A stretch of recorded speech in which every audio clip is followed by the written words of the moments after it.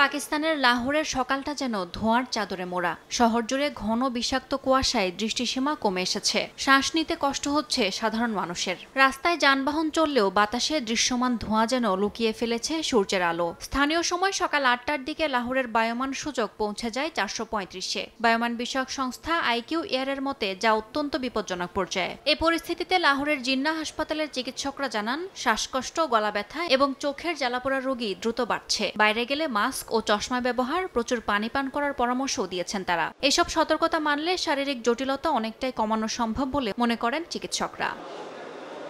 সীমান্ত পেরিয়ে ভারতের রাজধানী নয়াদিল্লিতেও পরিস্থিতি ভয়াবহ আকার ধারণ করেছে। শহরের বায়ুমান সূচক পৌঁছেছে খুবই অস্বাস্থ্যকর পর্যায়ে। স্থানীয় বাসিন্দাদের মতে চোখ জ্বালা, হাঁচি ও শ্বাসকষ্ট এখন নিত্যদিনের সঙ্গী। দিল্লি প্রশাসন কৃত্রিম বৃষ্টি ঘটিয়ে দূষণ কমানোর চেষ্টা করছে।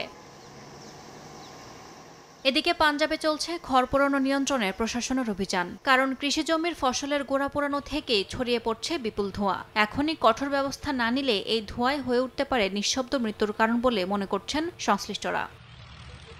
ইয়াসমিন অনন্যা, সময় সংবাদ।